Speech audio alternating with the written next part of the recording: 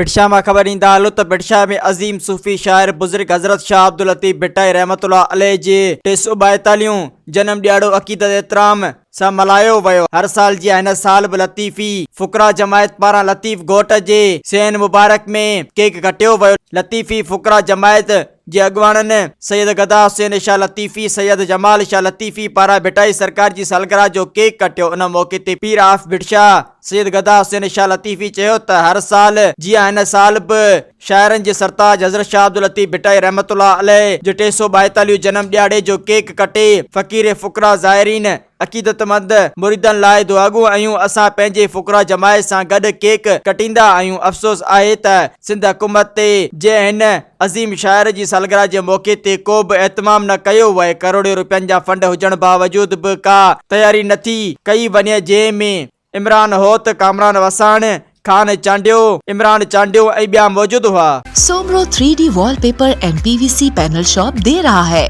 सबसे अच्छी सर्विस, बेहतरीन क्वालिटी के आला मयार वॉलपेपर और सीलिंग खूबसूरत डिजाइन और कलर्स में दस्तयाब है। हर किस्म के PVC वॉलपेपर्स और सीलिंग लगवाने के लिए हमसे राब्ता करें। हैदराबाद, कासिमाबाद, लतीफाबाद, जामशोरो, मीरपुर खास और सिंध के मुख्तलिफ शहरों में सर्विस मौजूद है। Soomro 3D wallpaper and PVC panel. राब्ता नंबर रंजन अली सोमरो 0333 370 2516, व्हाट्सएप 0333 370 7886। मज़ीद ख़बरनि ऐं तफ़सीलात लाइ विज़िट कयो असांजी वेबसाइट www.awamiNewsHD.com ऐं ॾिसंदा रहो अवामी न्यूज़ HD।